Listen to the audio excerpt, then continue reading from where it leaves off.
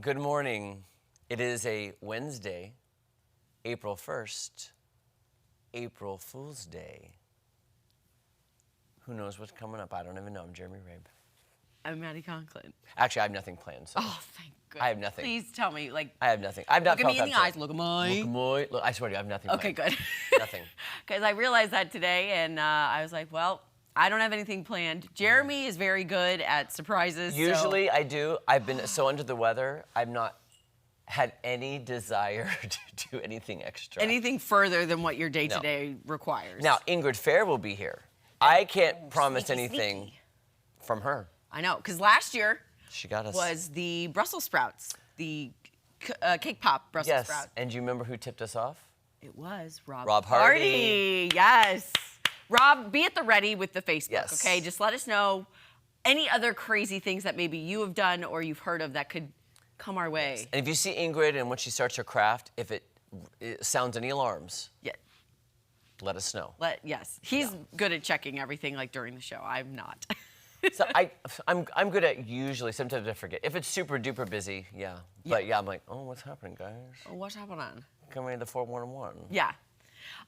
Okay, so do you have a memorable April Fool's prank that you played when you were a kid? I know you did a hot dog mold here. Oh, that was a good one. My favorite was the hot dog, hard-boiled egg, and shrimp Jello mold. That just makes my body weak. Oh, and then I made one. We had a former meteorologist, TJ Springer was on, and I did a craft project, but I made a really bad craft project on purpose. Okay. And had him help, and I was just trying to see how long it could go with him being like, what is going? And then I ruined it myself because it was so bad. I started laughing because I couldn't even handle it. So Right. I ruined my own prank because I was just laughing at my own bad craft. Yeah. Well, there you go. I unfortunately, I don't have any fun stories. I'm not very good at, April Fool's stuff. My favorite one was when my grandmother made a lemon meringue pie. Okay. And my grandpa would always sneak into the kitchen to get a piece before dinner. Like, so she made it for like Sunday dinner. He'd always come in. So my Aunt Evelyn, who's so ornery, she was the orneriest woman ever. I loved her so much. God rest her soul. She taught me how to cheat at Uno when I was like 5 years old. Okay, She was like- what? She was like, Jeremy, get up on my lap. And we play Uno. She's like, I'm going to teach you how to cheat. You're going to win every time. And I was like, okay, Aunt Evelyn. I love Uno. I love her. Anyway, so my Aunt Evelyn and Grandma conspired because they knew my grandpa would come in to get it. So they put shaving cream instead of meringue. Aha. Sure enough, my grandpa went and got the piece and was like, ah! And you're like, got him. Grandpa? Grandpa going Going in there before it's ready. That was a good memory. So many good memories. Good. Yes. And cheating at Uno. And cheating at Uno. I don't even know how to cheat. I don't remember how she taught me what she did. So if but- you're sitting on her lap, were you looking at other people's cards, maybe? Like, Now, did I she- want to say I was very young, Yeah. and I don't remember exactly because I don't condone cheating.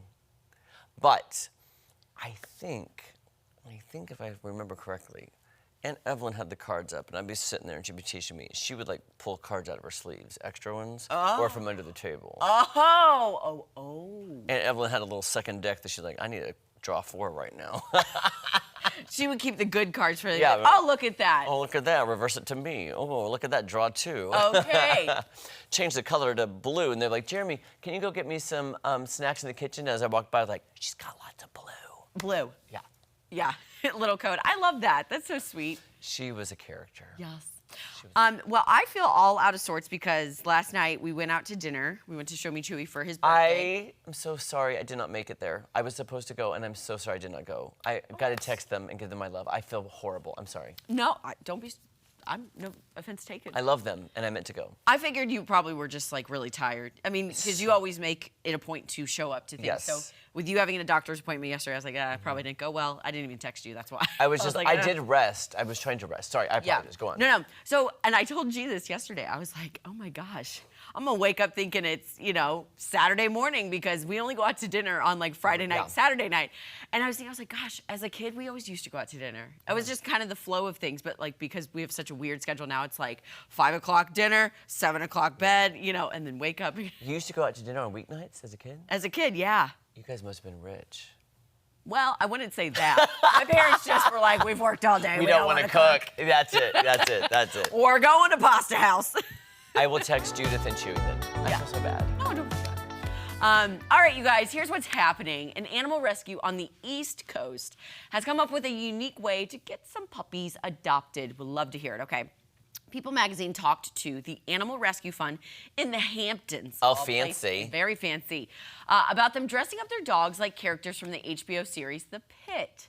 So the connection here, these are all pit bull puppies looking for forever homes. They found characters that looked like the dogs and then dressed them up in little costumes. And Oh my fans, of course, gosh. weren't just impressed by the creativity, but also how they actually kind of matched the characters on the show. Oh my gosh. You can find them on Instagram at ARF Hamptons if you want to take a look. Oh my Oh my gosh, I gosh. love these puppies. Maddie, do you know how hard it was not to want to adopt a dog at Lucky Paws last Saturday night?